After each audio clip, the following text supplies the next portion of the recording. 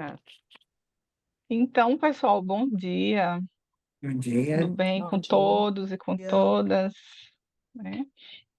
Em nome do Estúdio de Psicanálise, dou boas-vindas para todos e todas, né, para a retomada do nosso seminário mensal. A gente fez uma pausa e estamos retomando agora. Até aqui, durante esse ano, a gente teve trabalhando o tema relacionado a diagnósticos em psicanálise. A nossa proposta é continuar trabalhando os diagnósticos em psicanálise, agora dando uma ênfase maior às questões próprias da infância, da adolescência. E hoje, quem vai mediar o nosso encontro é Ana Silvia Lang e Rita Vasconcelos, membros do Estúdio de Psicanálise, membros fundadoras do Estúdio de Psicanálise.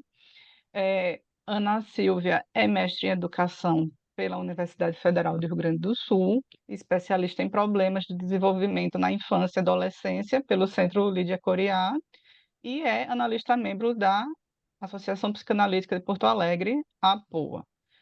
E Rita Vasconcelos é doutora em Letras em Linguística pela Universidade Federal de Alagoas, especialista em Psicopedagogia Clínica e em Psicopedagogia Institucional pela Fundação Educacional Monsenhor Messias.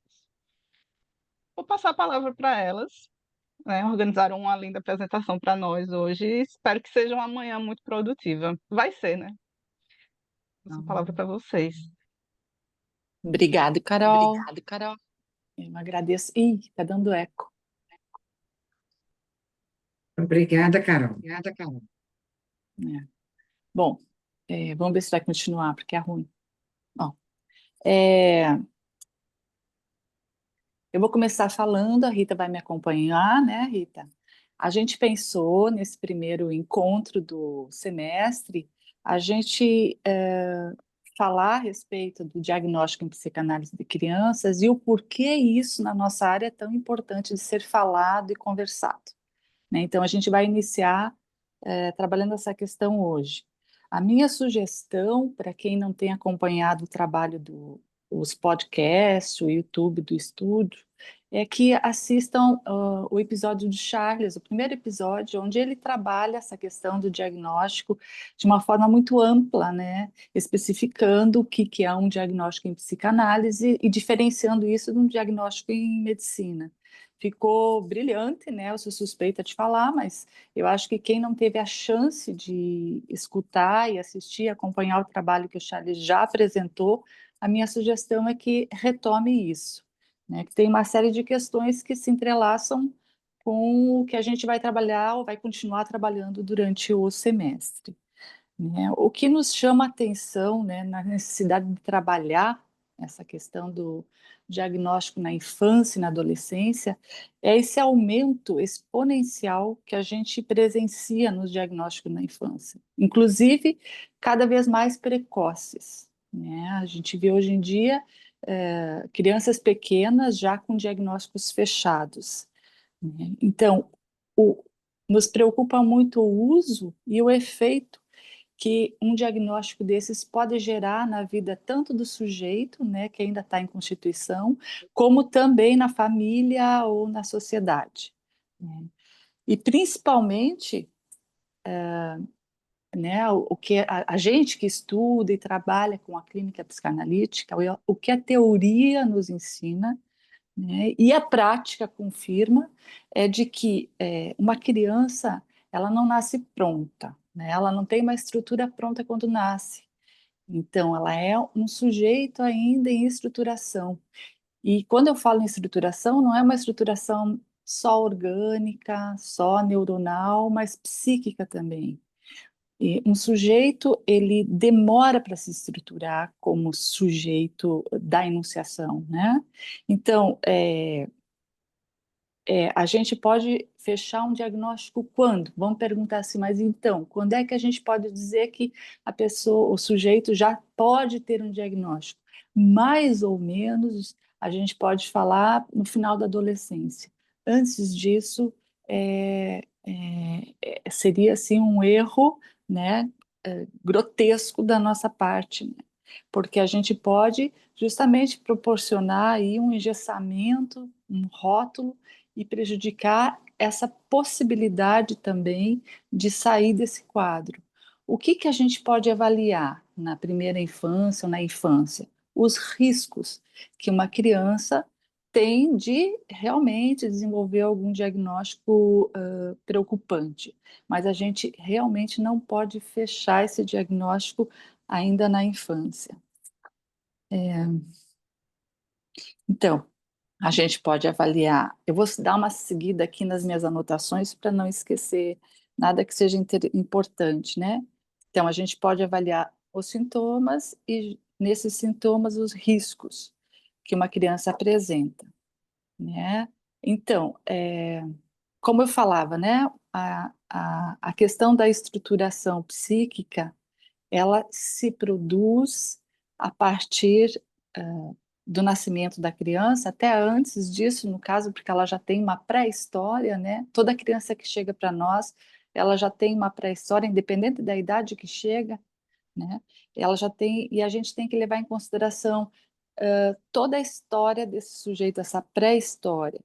Claro, todos temos uma sobredeterminação simbólica. A gente não escolhe a família que nasce, o país que nasce, a língua que fala, né? Então, a gente tem que dar conta dessa sobredeterminação, mas isso não engessa nada, não define nada, né?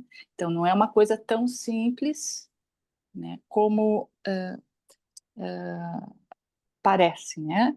Um diagnóstico, ou a possibilidade de um diagnóstico na infância, ela é um risco muito grande, assim, de fechar alguma coisa. Bom, pode passar essa daí, é só o título, né? Bom, tá, certo. Então, para a gente trabalhar aqui, eu dei uma olhada, dei uma pesquisada, né, em como estão esses diagnósticos hoje em dia, né? Esse crescimento que a gente percebe no consultório, mas e na sociedade de uma maneira geral, né? Então, o TEA, né, que é o transtorno de espectro autista. Algumas coisas, quando fui olhar, algumas coisas me chamaram a atenção que eu gostaria de compartilhar com vocês, né?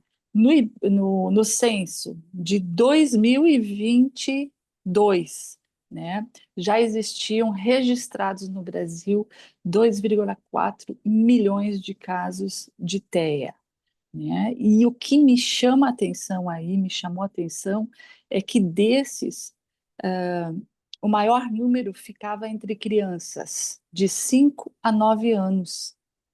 A incidência dos casos maior, né? Seria entre crianças de 5 a 9 anos. Isso significa uma em cada 38 crianças. Isso é muito caso, né? Então, isso demonstra uma epidemia mesmo, né? E outra coisa que me chamou a atenção em relação à alteia foi que, puxando aqui para a nossa realidade aqui no Nordeste, em Maceió, é que o Nordeste é o segundo colocado em casos de TEA. Isso no IBGE, né, em 2022. Isso é um dado que eu não tinha noção, assim. O Sudeste ganha, né? O Sudeste tinha 1 milhão de casos na época e o Nordeste 633 mil casos, né? Então, outro diagnóstico muito comum que a gente ouve, que às vezes vem até associado ou sobreposto, né, sobre o diagnóstico de TEA, que é o TDAH, né, transtorno de déficit de atenção e hiperatividade.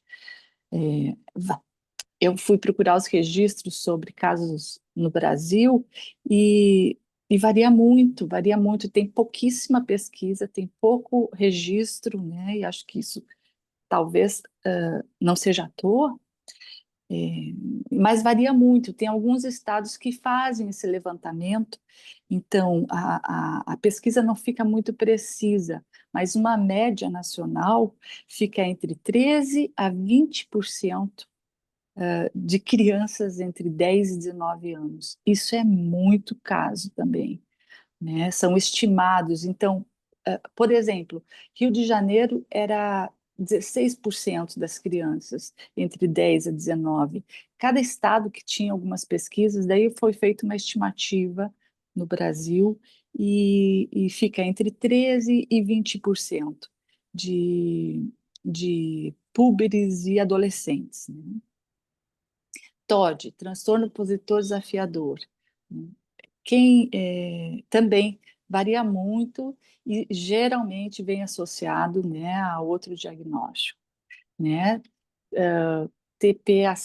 TPAC, né? Transtorno de processamento auditivo central, geralmente também associado já a algum outro diagnóstico.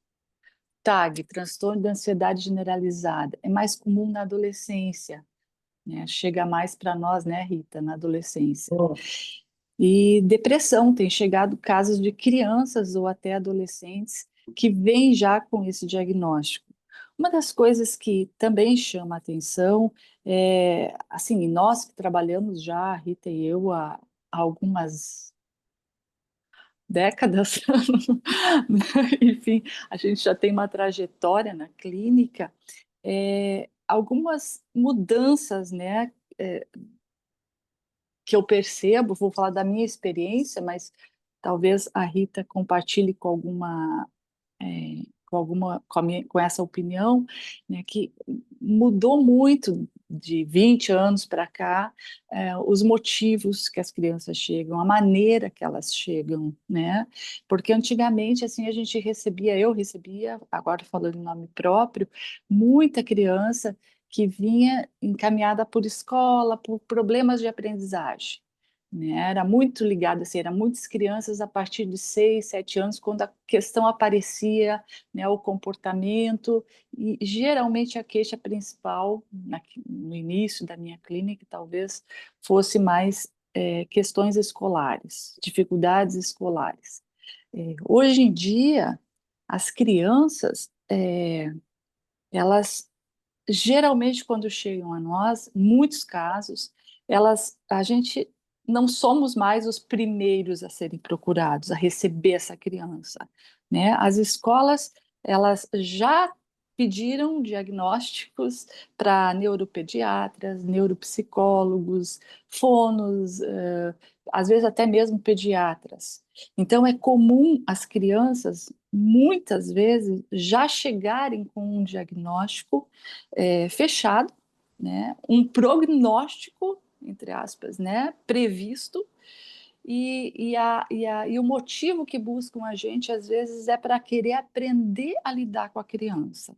Aprender, entre aspas, também, eu diria, né? Suportar, né, os sintomas que essa criança já apresenta, né? Então, não é mais um pedido de avaliação, muitas vezes já é uma coisa que vem posta para nós e a gente, né, claro, né, na nossa clínica a gente tenta quebrar isso, né, de uma maneira que possibilite, né, uma abertura, né, de, de, de mudança também, né, nessa perspectiva, né, tirar esse engessamento para possibilitar um tratamento, certo?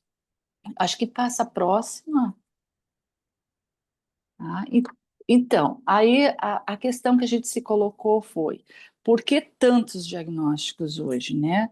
Por que uma epidemia diagnóstica na infância, né? E na adolescência também?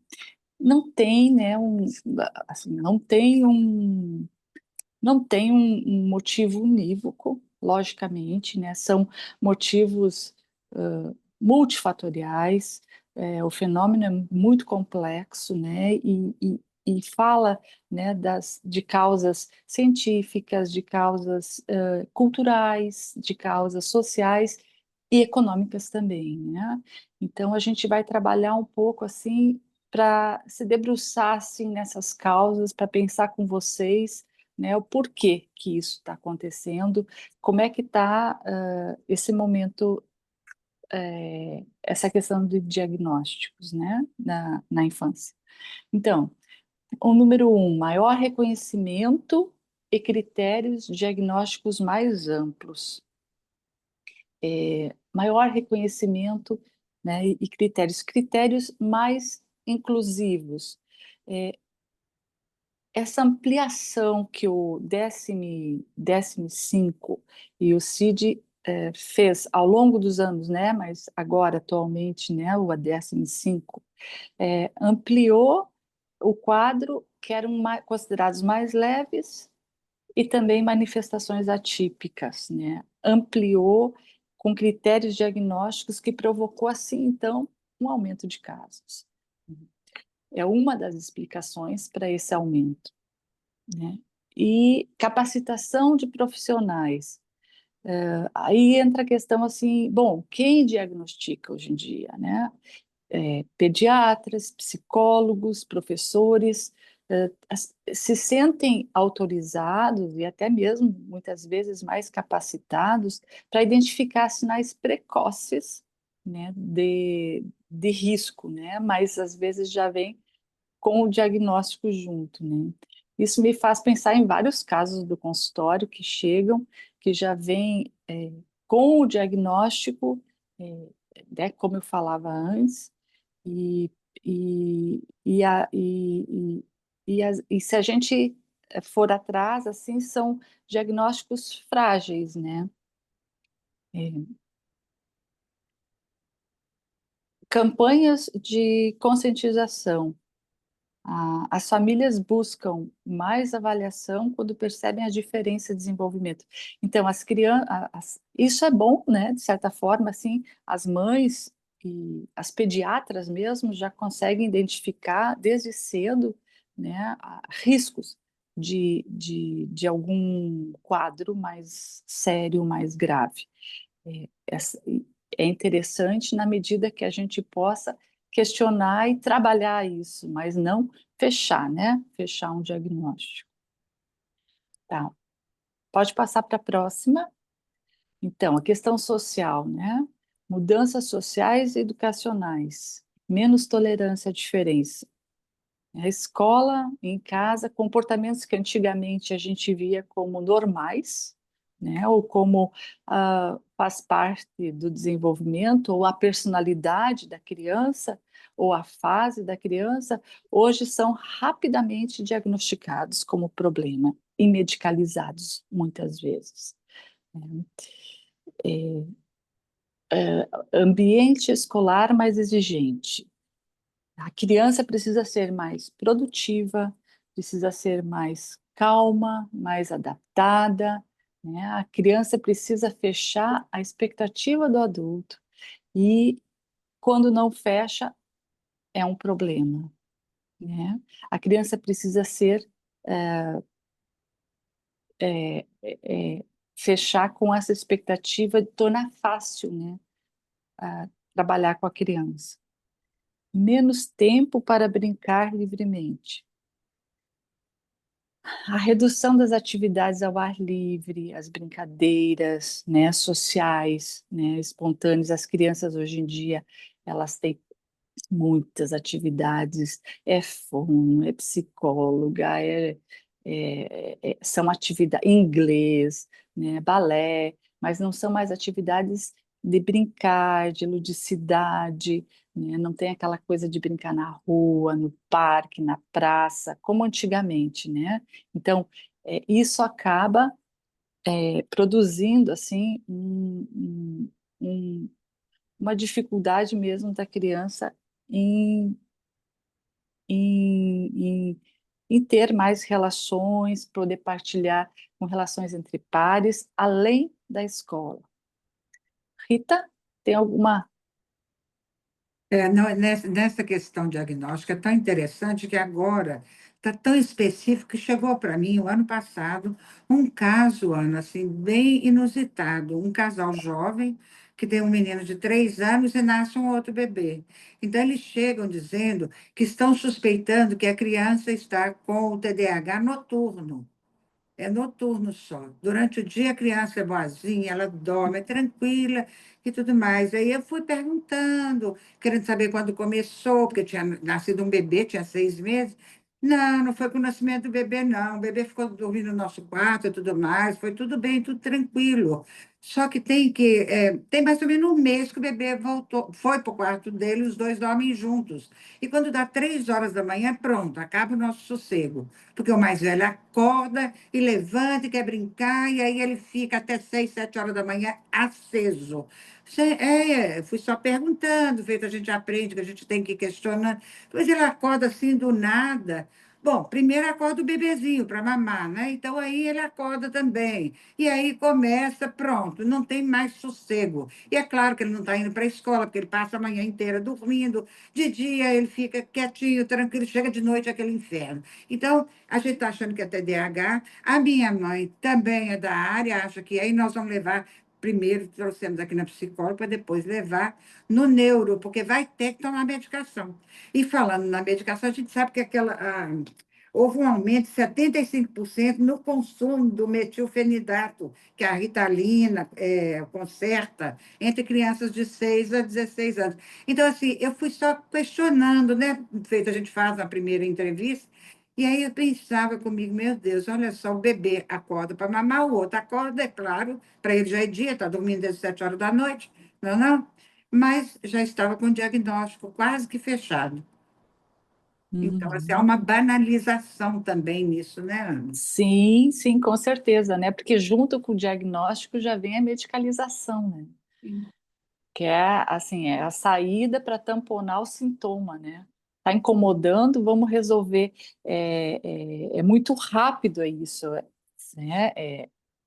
É um atropelo, né? É um atropelo, como se o sintoma não fosse necessário também para a estruturação do sujeito. E a gente vai falar disso, né? A gente vai falar disso adiante, mas é importante, né, que a gente escute esse sintoma e a nossa função não é tamponar isso, é conseguir dar vazão para essa linguagem, para essa fala, né, para esse sujeito que está trazendo uma incomodação. Mas no caso dessa criança, eu fico pensando assim, nossa, né, a vontade de brincar, da atenção dos pais, né, provavelmente era o horário que os dois estavam em casa, né, à noite. E é uma maneira de chamar atenção bem, né? A gente sabe que as crianças estão dormindo menos, né? Quando não tem muito contato com os pais durante o dia, à noite, essa dificuldade de conciliar o sono, de dormir, é comum, né? Porque eles querem passar mais tempo com esses pais, mas nem sempre são compreendidos, né? Nesse sentido, né? Bom, então, acho que tem esses fatores também ambientais e de estilo de vida, né? Que entra a questão da exposição a telas e estímulos digitais precoces. A gente vê as crianças cada vez mais cedo recebendo as telas, utilizando as telas de uma forma inapropriada, né? E isso, eu já recebi crianças de 2 ou 3 anos que já tem, né, o iPad, já tem, e tem acesso, às vezes, em alguns casos, até irrestrito, né, assim, no sentido de tempo. Agora parece que está começando para algumas, essa questão da escola que está proibindo o celular, proibindo, estava proibindo, né, porque já está começando a ceder de novo, né, já está começando a abrir brechas aí nessa lei, né? Mas a gente sabe que isso pode impactar, né? Essa exposição pode e impacta, né, na atenção, né? Aí vem os diagnósticos de hiperatividade, enfim, no sono, nas habilidades socioemocionais, embora às vezes não seja uma causa direta, mas com certeza prejudica, né? Eu me lembro de também um caso do consultório, é uma jovem, ela tem 15 para 16 anos, e a primeira ida dela na ginecologista, ela se queixa para a ginecologista que ela é muito ansiosa e que à noite ela não consegue dormir. E assim, primeira consulta, a ginecologista prontamente já indica a ela o uso de clonazepam, né, Rivotril. E aí ela me traz isso, só que ela esquece de falar, né, para essa ginecologista que ela não concilia o sono porque ela fica nas telas até 1 da manhã, vendo TikTok, conversando com as amigas.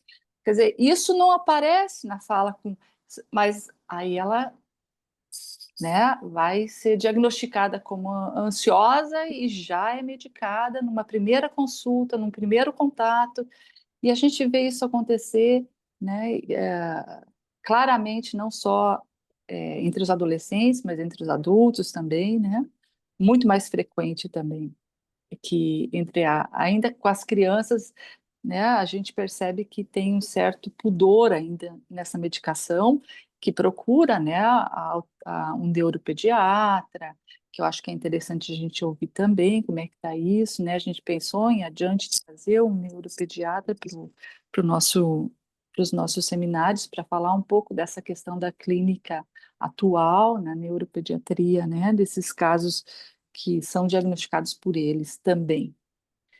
Então, continuando, né, outros fatores, alterações na dinâmica familiar, né, as rotinas aceleradas, né, menos tempo de interação presencial, né, com os pais, aumento de estresse familiar, também entra aí a questão do funcionamento mesmo, novas formas familiares, famílias recompostas, as crianças às vezes têm situações que passam alguns dias com os pais, com o pai, alguns dias com a mãe, tudo isso também tem um efeito, né, na vida desse sujeito que a gente não pode desconsiderar, né? E a gente vê muito também uma terceirização, né, dessa educação família, da criança, né? Que também, né, eu canso de dizer que no consultório, quando vem as crianças vêm, elas têm babás, a gente tem que escutar as babás, né? Porque elas trazem coisas que a gente não teria como saber se a gente não escutasse elas, né? Mãe, pai, passam muitas vezes passam menos tempo com as crianças e não se atém assim a detalhes, né? Não dorme às vezes com as crianças. Então ouvir essas babás sempre é muito importante, né? Dentro da nossa área, né? A gente vai trabalhar isso adiante, mas assim na clínica infantil, dentro da nossa perspectiva, é, é, na nossa perspectiva psicanalítica, que é uma perspectiva lacaniana, né? A gente é, escuta todos os envolvidos com a criança na medida do possível e do necessário, né, para poder entender melhor, né, essa estrutura familiar que cerca a criança, né? Bom, possíveis fatores ambientais biológicos, isso é uma hipótese ainda, né, que tem pesquisas sendo feitas sobre poluição, alimentação ultraprocessada, uso de açúcar na criança para crianças pequenas, se isso tudo poderia ser um modulador, né, de risco para desenvolver algum sintoma e possível diagnóstico, mas ainda existem muitas pesquisas nessa área. Rita, teria alguma coisa nesse ponto? Não, não, está indo assim, está bem interessante a sua abordagem, está ótimo. Bom mesmo. Eu acho que eu estou indo muito rápido, né? Assim, tipo. Não, está indo, está super bem. Bom, Como se eu fosse daí. professora perguntar como é que ela está, olha só. Oh, mas é que eu não sou professora e você Oh, foi, né? Você meu foi. Deus, que... Bom, então, vamos ver. Próximo é questões do sistema da saúde e mercado financeiro, né? Econômico, né? A gente sabe que existe uma pressão, né, do sistema educacional e jurídico, né? Assim, em muitos contextos, e existem leis aqui no Brasil que dão e propiciam uma série de benefícios, né, e garantias para quem tem um diagnóstico, né? Um diagnóstico. Então, garante apoio escolar, garante adaptações, né? É, adaptações em provas. Então, por exemplo, né, quem tem o diagnóstico de TEA, por lei, tem direito a ter um auxiliar que acompanhe na sala de aula, né? É, quem tem diagnóstico de hiperatividade tem direito a fazer prova, TEA também, provas diferenciadas, né, mais simples. tem uma série de benefícios, e a família também tem. Então, a gente sabe que a família de classe baixa tem direito a um salário, né? Salário autismo, acho que é o nome, né? E assim, e também tem a família que tem um diagnóstico de TEA na família tem direito à isenção de alguns de imposto de renda, tem, se é funcionário público, tem direito à redução da carga horária, tem muitos benefícios. Eu fui até estudar eles para ver e descobri que são muitos, né? Quem quem tem, pode ter passagem, dependendo do estado, tem direito a passagens de ônibus, tem direito a descontos especiais em passagens aéreas, tem direito a redução do valor de carro, quer dizer, tem vários benefícios aí. Claro que não é isso, mas isso ajuda, né? Ajuda a aumentar, porque as pessoas buscam um diagnóstico. E isso é uma coisa que é diferente da nossa época, Rita. Nossa época que eu digo quando a gente começou a clínica. Porque antigamente ninguém queria ter diagnóstico. E hoje em dia as pessoas buscam diagnósticos para justificar, né? Para justificar o sintoma, para justificar a não culpa, né? De não se achar culpado, né? Para justificar que o problema não é meu, né, como mãe ou como pai, mas é da criança, né, como se ela já tivesse nascido com esse diagnóstico. Então, a gente percebe que existe um interesse familiar em ter um diagnóstico, né, até mesmo para fazer parte, né, de um grupo, né? Tem gente que tem orgulho, né? A gente vê nos carros hoje em dia, assim, família autismo, né?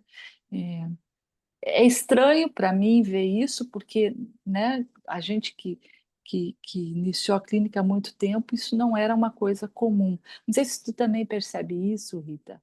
Essa, Percebo demais, Ana, porque na realidade, quando são assim das classes menos favorecidas, eu até entendo um pouco mais, porque realmente a mãe que tem 3 filhos, tem um que é autista, se ela correr atrás do relatório e conseguir o salário, para ela vai ser bom, porque ela vai poder ficar em casa até cuidando das crianças dela, né, que não tem quem fique com eles. Mas isso assim é estranho a gente ver as pessoas de uma classe mais favorecida fazendo assim questão de realmente colocar o diagnóstico aberto. Por um lado, é bom, porque tira um pouco desse preconceito em relação às doenças, é claro. Mas, por outro lado, eu fico pensando assim: se é um TEA nível 1, por exemplo, aí já estou diagnosticando uma pessoa que tem 15, 16 anos, como é que isso vai impactar a vida dela, o resto da vida dela? Não é porque se a gente olhar em volta de nós, tem um tanto de TEA. E gente profissional, sim, bem-sucedidos, pessoas que estão exercendo as profissões de médico, dentista, psicólogo, de todas as áreas, porque eles têm um funcionamento muito bom. Mas, se você coloca esse diagnóstico, até que ponto isso vai impactar a imagem desse sujeito ou não? São coisas que a gente ainda vai ver, não é? Porque ainda não está sim, consolidado. Mas eu acho que tem essa questão mesmo, né, de correr atrás do diagnóstico, que, por um lado, é bom, porque fica menos chocante. Ah, o meu filho é autista. Ah, não, eu entendo, tal, como é que é. Dá até, assim, favorece um pouco os autistas de não serem tão estigmatizados. Por outro lado, tem essa questão, se for um de alto funcionamento, nível 1 ou 2, como é que vai ser isso para o resto da vida dele, esse rótulo, né? Porque a gente sabe que o sim, diagnóstico na psicanálise é diferente do diagnóstico médico, não é botar um sim. nome, não é? É isso. Sim, porque até se engessa, tem que tomar esse cuidado de não engessar, né? Essa ideia que eu falo assim, os pais buscam, ah, quando buscam muitas vezes, para aprender a lidar. Eles não buscam para alterar ou para melhorar, né? Assim, tipo assim, eu não sei lidar com meu filho. Eu escutei isso já no consultório, né? Então, uma preocupação não é dirigida às vezes para a criança, é dirigida ao adulto que está tendo que lidar com essa criança, né? né? E aí, derivado a isso, a gente acaba trabalhando com a criança e mostrando para eles a importância e até a possibilidade de melhorar esse quadro, né? De ele não estar engessado ainda, conforme a faixa etária, a gente percebe que muita evolução nos quadros, né? Geralmente se percebe isso, né? Mas é ambíguo, né? Essa questão do diagnóstico sempre foi e sempre será ambígua. Eu fico imaginando uma família que busca um diagnóstico também, né? É muita angústia, né? É não conseguir lidar, às vezes, com algumas questões e não ter o diagnóstico deixa a família muito mais angustiada, né? Então, como lidar? A questão é como lidar sem fechar a possibilidade de um trabalho. Não é engessando ou rotulando, né? Mas trabalhando esse diagnóstico com essa família. Bom, dentro dessa questão financeira, a gente sabe que também tem interesses econômicos, né? A indústria farmacêutica está aí, né? E as terapias especializadas se beneficiam muito com esse diagnóstico. Está surgindo várias clínicas, né, de autismo dirigidas para autistas, né? Para TEA. Até agora, eu fiquei sabendo que tem uma cidade no interior de São Paulo, que é a cidade do autismo, que é uma cidade que eles estão fazendo dirigida para atendimentos de autistas, né? Então está virando assim uma febre, né? Um interesse, claro, a indústria farmacêutica agradece, né? E também tem a questão da cultura do nome para tudo, né? A nossa sociedade atual, contemporânea, busca rótulos e organizar e legitimar todas as experiências, né, diversas, né? Então, ao mesmo tempo que aumentam os casos de diagnóstico, aumentam também novos diagnósticos, né? Esses diagnósticos que antes eu citei aqui, que são os mais comuns para as crianças e adolescentes, eu percebo, tem alguns que a gente, bom, na nossa época, né, quando eu comecei a clínica, não na nossa época, porque a gente continua aqui, né, Rita? Mas, enfim, quando a gente iniciou a clínica, não existia TOD, não existia, né, não se falava em TDAH, né? Não se falava em criança birrenta, se falava em fases do desenvolvimento da criança, onde o tempo que a criança estava vivendo, mas não se falava assim tantos diagnósticos. Hoje em dia parece que todos têm que ter um nome, né? Algo por que chamar, né? Alguém colocou alguma coisa? Alguma? Uhum. Tá, A Lu levantou a mão. Vou deixar falar. eu levantei a mão. Vocês me escutam? Ah, tá. Outro. Sim. Escuta bem? Tá, eu tô sem fone, eu prefiro. Eu gostei demais do que a Ana está trazendo, a Rita também é boa em exemplos, né? Porque eu fiquei pensando assim, vocês estão trazendo coisas do início também, do trabalho clínico de vocês, né? E eu fiquei pensando um pouquinho do início do meu, que me formei em 2010, mas acho que ali para começar a atender crianças foi em 2013, no final do mestrado, assim, eu estava trabalhando com construção de diagnóstico do autismo, na época ali 2012 a 2014. Aí tinha a presença do CPPL, né? Depois veio Lídia Curiá, que eu e a Ana Silva fizemos, mais colegas aqui. E para mim, pelo menos, não tinha muita discussão assim do autismo na cidade, assim, chegando, né, no consultório, por exemplo, nem de colegas assim eu via muito, de colegas que atendiam, que continuam a atender crianças.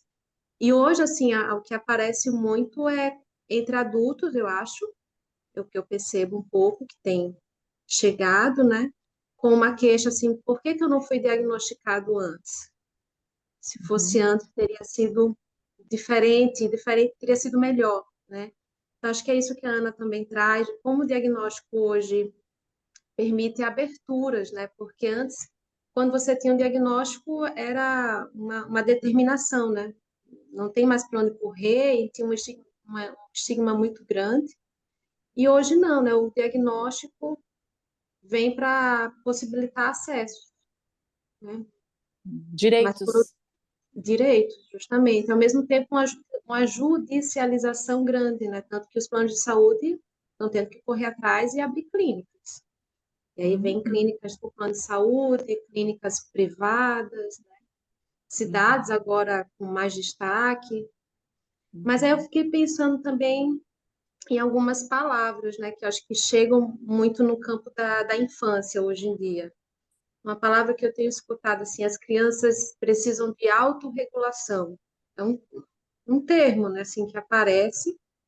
Não sei como é que é para vocês, mas eu escuto vir muito esse termo assim das escolas. As crianças estão desreguladas, precisam se Uhum. autorregular, né? Uhum. E acho que tem muitos fatores que são esses que a Ana está apontando, a Rita está trazendo, que tem a ver acho que com a relação da criança na família e também a história, né, da própria família, antes e depois da chegada dessa criança.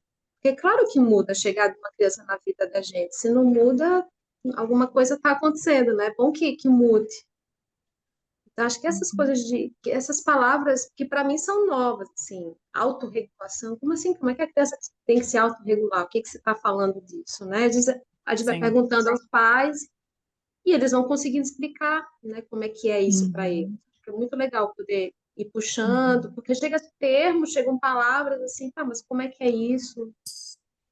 Então, Uhum. mais um comentário assim, são palavras que têm chegado, né? Como é que é isso? Sim, sim. É essa questão que a escola, que a gente falava agora há pouco, né? A escola tem baixa tolerância à diferença, né? Então, o diferente é o problema, né? E tem que ser solucionado ali, tem que ser tamponado, né? E aí o diagnóstico. Então, por exemplo, tem uma criança que queriam diagnosticá-la com TEA para que ela tivesse um auxiliar, porque dava muito trabalho na turma, um menino de 5 anos. E certamente ele não tinha um diagnóstico de TEA, né? Ele é uma criança muito criativa, muito ativa e que não parava realmente de questionar, de perguntar e, enfim, extravasar muito também essa questão corporal. E não fechando o diagnóstico de TEA, aí tentaram passar para outro. Não, então é TOD, porque a gente tinha que ter um diagnóstico, né? E aí esses pedidos assim para avaliações com outros profissionais, enquanto não fechar o diagnóstico que eu quero, a gente vai continuar encaminhando para outros profissionais, né? Acho que isso que você falou, Ana, tem muito a ver com uma pergunta que foi deixada aqui no chat pelo Carlos Eduardo. Ele diz, Ana, você acredita que uma parte desses diagnósticos foram feitos de forma errada? É a Eu, pergunta. eu acho que eles foram atropelados. Assim, foram feitos muito rápido. Precoce. Que a gente vive uma era do rápido, então, uma sessão com um neuropediatra já sai com diagnóstico. Se a Verdade. criança aquele dia não estava bem, né? Então eu acho que a questão para que o diagnóstico? Qual é a função desse diagnóstico na vida da criança? Né? Eu acho que a gente trabalha com riscos. A gente trabalha. Claro que tem crianças que chegam que a gente sabe que tem mesmo, né, um diagnóstico já, assim, tem muitos sinais, Indicadores. né? E a gente vai trabalhar com essa criança nessa direção de conseguir amenizar isso, diminuir isso, né? Ou as crianças que já chegam com diagnóstico que é difícil a gente alterar, porque já está engessado esse diagnóstico na família, na escola, né? Então a gente tem que trabalhar com aquilo que a gente tem. O mais importante é importante o diagnóstico para nós psicanalistas? Claro que é importante, mas é para saber como lidar com essa criança. O que que a gente está buscando? Não é para engessar ou fechar, porque a criança ainda é um sujeito que está construindo, né, em construção subjetiva e psíquica. Ele não está fechado, ainda existe uma neuroplasticidade, né, neuronal, né, neuroplasticidade, que permite que algumas coisas possam mudar, né? Opa. É, Eu só queria colocar uma coisa Oi, em Regina. relação. Tudo bom, Ana? Tudo. Em relação à fala da Luciana, porque é outro fenômeno que nos impressiona, impacta o trabalho, é como esses termos que antes eram clínicos, eles migram no discurso, né? E eles vão facilmente, então, coisas como autorregulação, isso, déficits, né, de atenção, que estão carregados de sentido, eles migram para a fala dos pais, migram para a escola, não só o discurso, mas práticas. Então, algumas escolas têm salas de né, de regulação com determinadas coisas. Então, assim, algumas práticas que, sei lá, deveriam ser clínicas, deveriam, né, ou ser pensadas, mesmo que numa outra abordagem diferente da nossa, mas que migram com uma facilidade para as escolas, para casa, né, como se superficiais. E isso também tem impacto com a criança, porque você apaga uma singularidade e aquelas condutas são generalizadas e feitas com todas as crianças. E isso também, às Igualmente. vezes, tem um efeito Igualmente. terrível, né? Então, esse apagamento é uma questão muito importante. Sério. E outra coisa que eu ia falar, que provavelmente vocês vão retomar, né, quando entrar mesmo na questão das estruturas, né, se é que podemos falar assim, da infância, mas é que antigamente nós tínhamos uma separação grande entre as psicoses e os autismos. E isso também, do ponto de vista da nossa clínica, fazia uma diferença enorme, né? Porque é muito Com diferente. certeza. E hoje, quando você põe tudo autista, primeiro nível, segundo nível, sei lá, isso é outra coisa que se complica enormemente, porque coisas completamente diferentes, né? São Todas no colocadas mesmo no saco, mesmo né? Tudo no mesmo. saco. E até a Tudo no nossa mesmo saco. conduta clínica, quando você realmente precisa, em alguns casos de medicação, fica totalmente complicada, né? Porque até para falar com o psiquiatra, porque é isso, a criança, quando está numa psicose, ela pode ter pequenos surtos, né? Às vezes mesmo dentro da neurose, né? E daí você fica um pouquinho algemado mesmo, né? Para fazer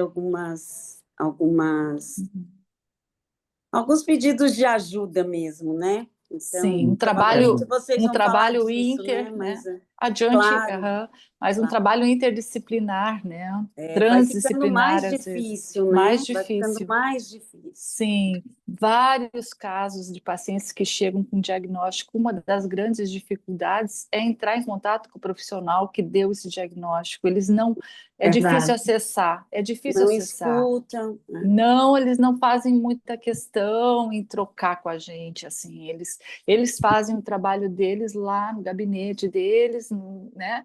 Então, é raro o profissional que se disponha a essa troca, né? Então, Bem raro. eu acho que vocês também passam por isso, tanto na psiquiatria como na neuropediatria. É importante a gente ter parceiros, mas muitas vezes esses pacientes já chegam com um médico, né, definido, e a gente tem que lidar com o que a gente tem, né? Enfim. É verdade. Oi, Olá. pessoal. Oi. Só um comentário, eu não encontrei a mãozinha de levantar aqui, e vocês foram falando sobre o campo educacional, né, e a questão dos diagnósticos. No semestre passado, eu fiz o meu estágio do doutorado e foi surpresa para mim encontrar, pela primeira vez, muita gente com diagnóstico na turma. Eu acho que tinham 3 ou 4 pessoas, e no mestrado eu não vivenciei isso, tinha sido logo antes. E a, a função desse diagnóstico, eu achava muito interessante, porque tinha uma menina que ela não conseguia funcionar com o barulho da turma. Então, sempre que ela chegava, a turma estava virada, assim, conversando, era psicologia social a disciplina, e aí os trabalhos eram em grupo. Então, todo mundo começava a falar alto e tal. Quando ela entrava, a turma inteira calava.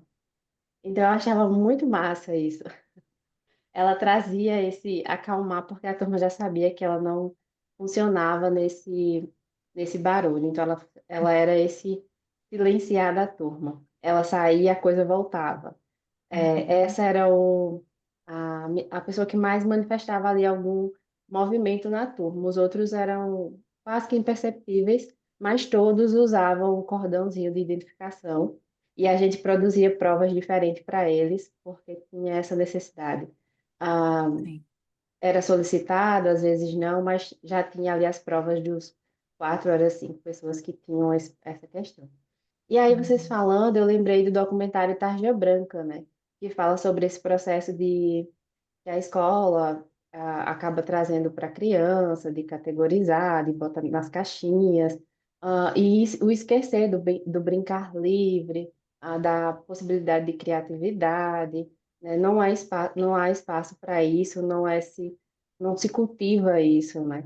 Então, acho que a gente vai perdendo um pouco desse espaço nas escolas e fico pensando também na função, sempre penso na função do diagnóstico, porque ele hoje é funcional, totalmente, assim.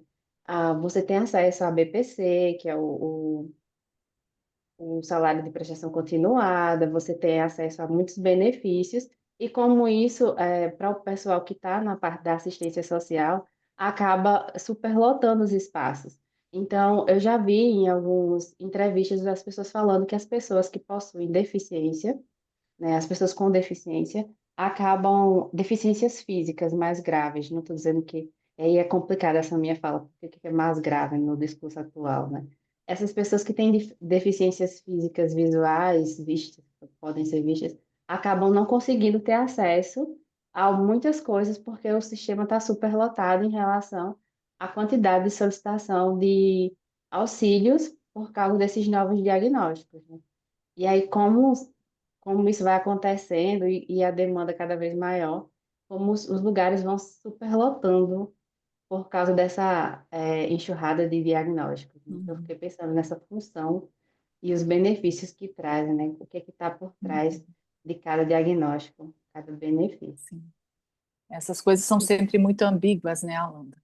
Né? Porque a gente sabe que tem gente que precisa desse diagnóstico e faz jus, né?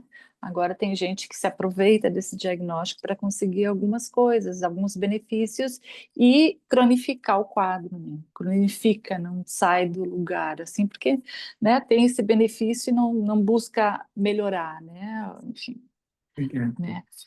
Eu tenho dois comentários também, assim. O primeiro, em relação a isso que a Alanda falou. Como eu estou dando aula em faculdade agora, né? Tem uma diferença muito grande entre alunos que estão no nono período, no 10º período, que tem poucos casos, assim, de pessoas que têm diagnósticos e trazem isso para a sala de aula, né? Para os alunos dos primeiros períodos, assim, cada vez mais pessoas que têm, que trazem isso como uma questão, né? Que tenha como a gente pensar sobre isso, e cada vez mais. E eu fico pensando assim, como se você não tem um diagnóstico, muitas vezes você não é ouvido nem visto em suas questões. Então, assim, no 10º período também tem alunos que se incomodam muito com barulho, ou alunos que têm alguma questão assim, né? E se você pedir silêncio, o pessoal não respeita. Então, assim, é como, enfim, como isso aparece, né?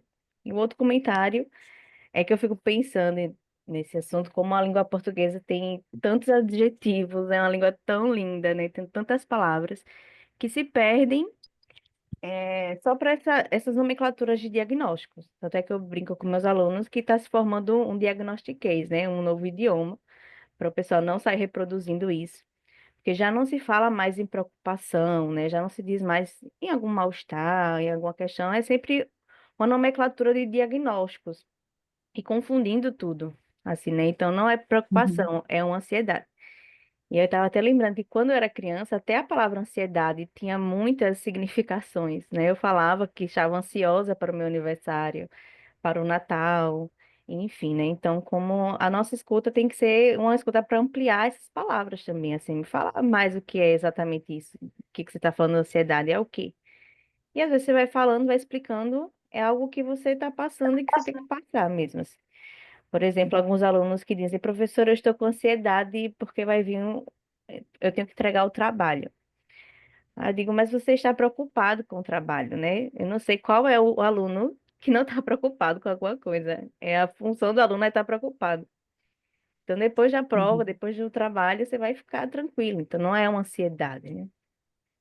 Então, é Eu isso. acho que eu fiquei com algumas coisas, assim, se me permite falar, roubar a fala de novo aqui, é que acho que alguns exemplos que foram trazidos até agora, assim, o exemplo da Alanda, acho que fala de um sintoma contemporâneo. A gente está num movimento de muitos ruídos, muitos barulhos, né?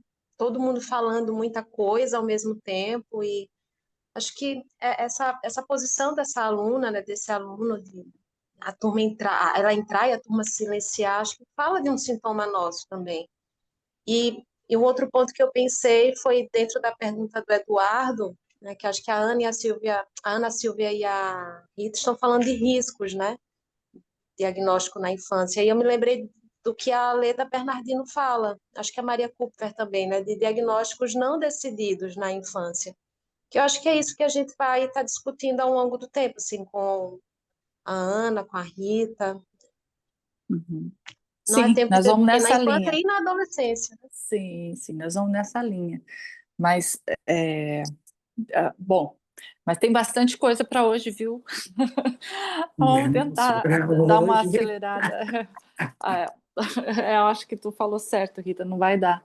Bom, o resumo importante dessa primeira parte, assim, o aumento não significa necessariamente que haja uma epidemia real no sentido biológico, mas sim é uma soma da melhor detecção, mudanças nas expectativas sociais e transformações no modo de viver e educar. Ao mesmo tempo, há riscos, como diagnósticos apressados e medicalização desnecessária, que precisam ser discutidos para. Não estou conseguindo ler ali. Para Evitar que discutir. diferenças individuais sejam tratadas apenas como doenças. Certo, isso aí. Então,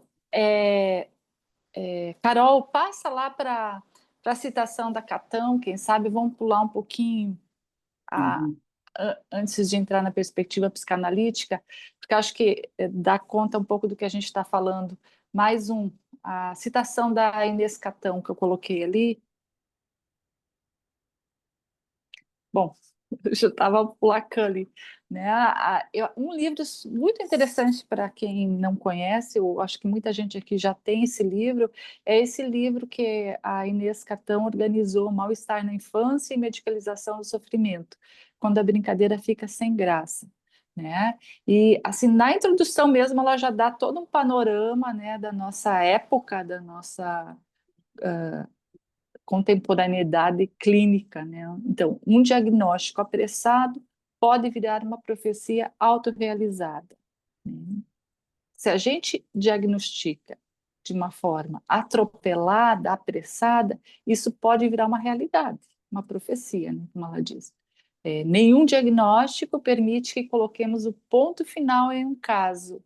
É possível mudar um destino dentro do autismo, dentro da psicose e dentro da neurose.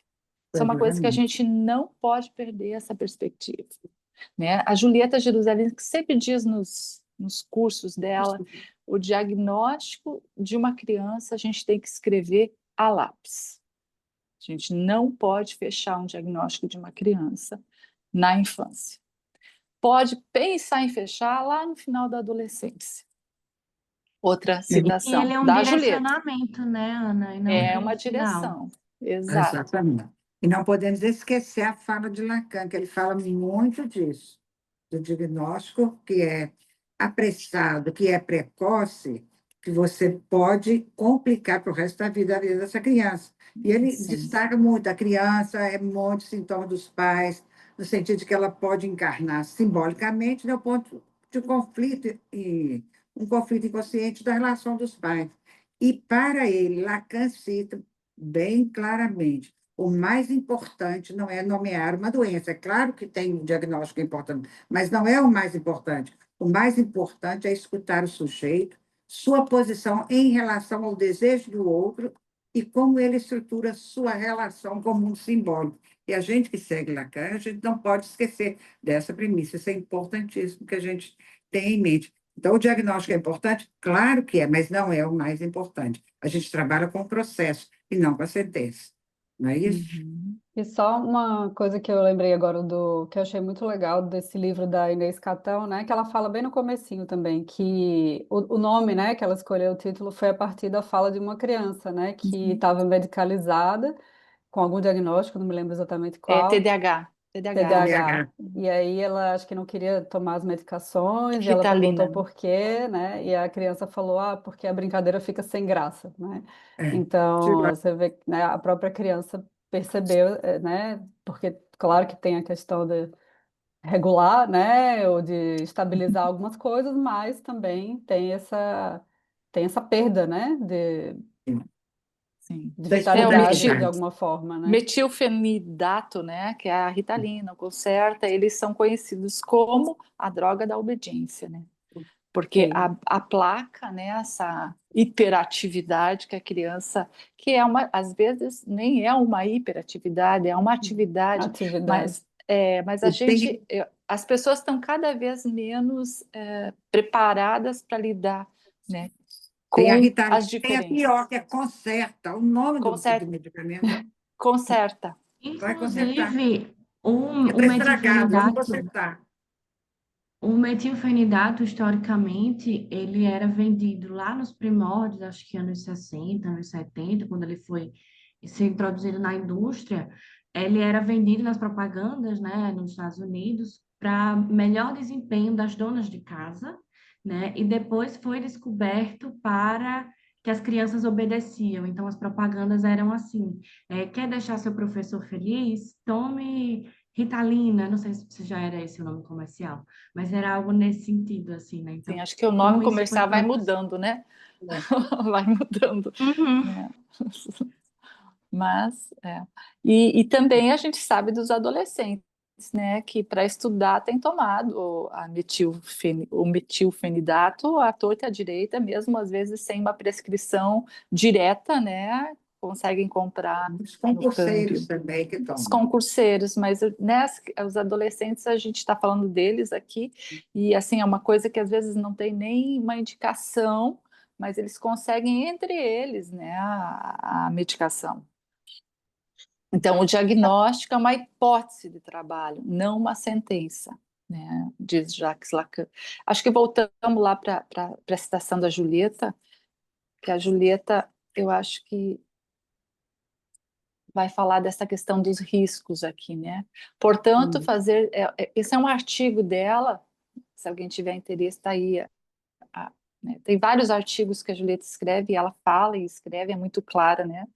Eu acho que uma pessoa que a gente sempre está estudando e trocando ideias. Portanto, fazer detecção precoce não equivale a fechar diagnósticos, e sim a considerar situações de sofrimento psíquico que, se detectadas nos primórdios, permitem realizar intervenções clínicas no marco da estimulação precoce que favorecem a constituição do bebê e do laço pais-bebê quando esses estão passando dificuldades. Né? Então, a coisa de trabalhar com os riscos, né? Detectar e trabalhar com a estrutura familiar toda, né? Isso tudo a gente vai falar, né, Rita, da próxima. Vamos. Então, tem a outra citação da Julieta, depois dessa, Carol. É. Por isso, Ela não pôs aí. Eu tenho que pegar aqui, peraí. Por isso, Por isso é preciso que possamos fazer objeção ao terrível impacto não é não, é antes. Aí, mais uma. Isso. Por nem isso isso.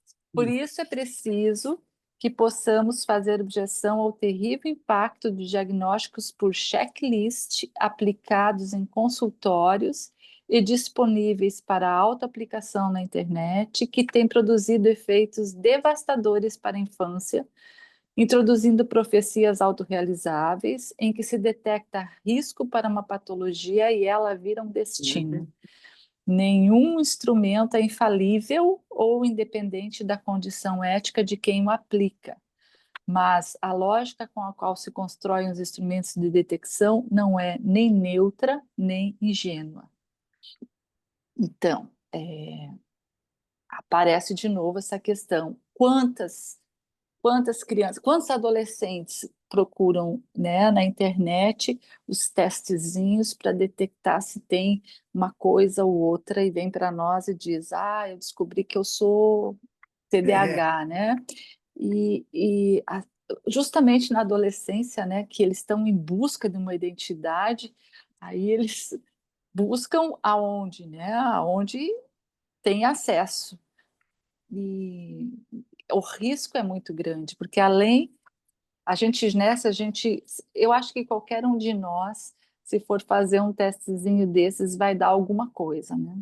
Eu me lembro quando quando eu era estudante de psicologia lá, né, nos idos, e na primeira aula lá de psicologia geral e científica, tudo que o professor falava a gente se identificava, né? Não sei, acho que muitos de nós passaram por isso no início da psicologia, né? Nossa, eu acho que eu sou, né, isso, eu sou aquilo. Então, é muito fácil, né, a gente se identificar com algo que vem assim, tão pronto, né, enfim, um protocolo igual para todo mundo, que a pessoa responde de uma maneira automática, assim, né, querendo até, né, fazer parte de um grupo ou um reconhecimento aí, certo? Bom, vamos tentar. eu acho que Acho não que vai dar vamos para deixar. tentar muito, não. Eu estou Acho que pensando vamos. aqui, Ana, que a Acho gente que já vamos. deveria Hum, era já planejar com o pessoal, né, qual é o o nosso próximo? roteiro próximo, porque Tá, na próxima, se você for falar hoje a visão psicanalítica, aí teria que ser muito curta, é uma visão bem interessante de ser vista detalhadamente, né? A visão do diagnóstico na psicanálise. Então, certo. eu acho que a gente pode retomar daí no dia 20 acho que é 20 de setembro, próximo, o terceiro sábado de setembro. É 20 Dia sim, 20. Rita. 20 Dia É, de 20. setembro. Nosso dia 20 de próximo encontro é dia setembro, 20. né? Porque aí Tá a gente vai certo. ver a visão psicanalítica do diagnóstico, aí a gente vai ver sobre a Françoise Doutor, vamos ver Maud Manoni, a biografia dela, e a proposta que a gente está tendo de fazer uma releitura do livro de Maud Manoni, é a primeira entrevista em psicanálise, que é por que esse livro? Porque ele é um clássico da psicanálise. Não é? Então, assim, é muito importante que a gente veja, o doutor até fala assim, é uma leitura apaixonante, ela faz no prefácio, que é interessante, então, essas pessoas também já irem olhando o livro. Parece-me que a gente até disponibilizou ele. A gente tem ele em PDF, a Carol coloca no Tem, grupão, para isso. quem não tiver, né? Mas É. a gente escolheu esse livro por quê, né? Porque é um clássico, né, em psicanálise, e ele vai apontar justamente para o nosso trabalho que a gente faz.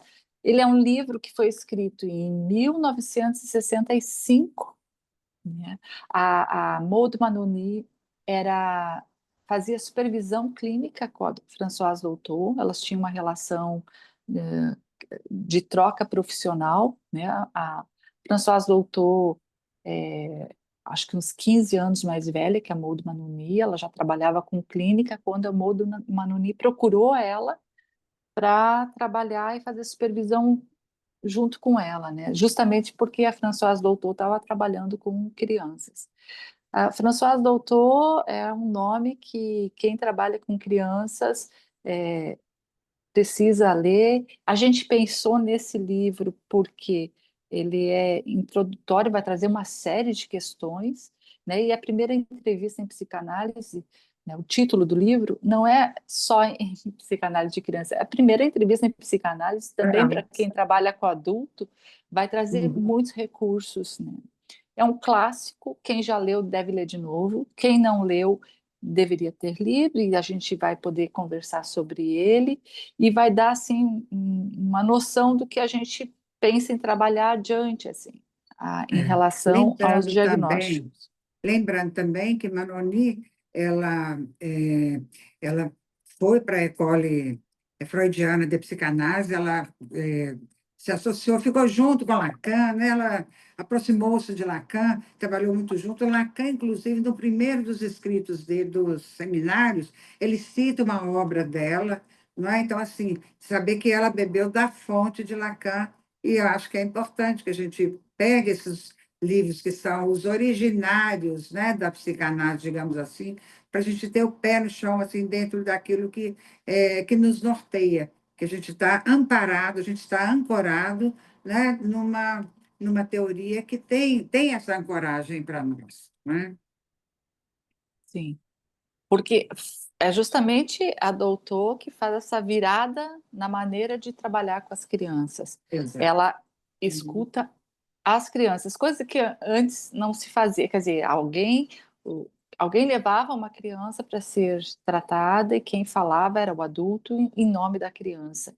E doutor passa a escutar a criança como um adulto.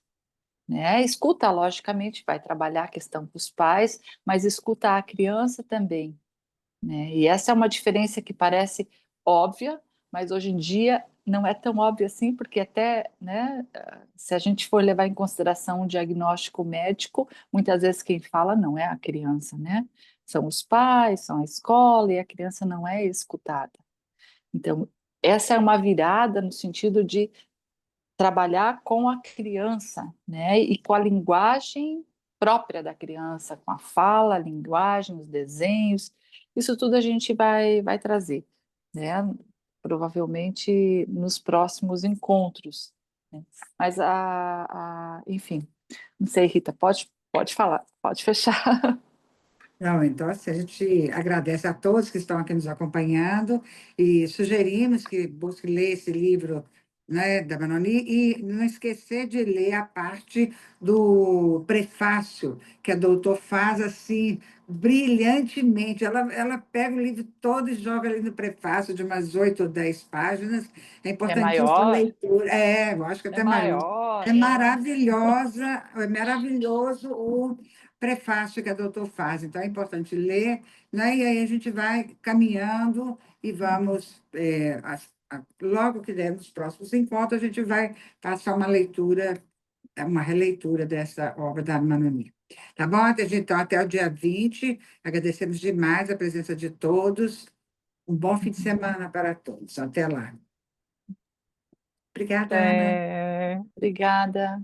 Obrigada, Carol. Obrigada. Até a próximo encontro. Até Até o dia daqui a pouco. 20. Até o dia 20, nós até daqui a pouco. Gente, até já. Tchau, tchau.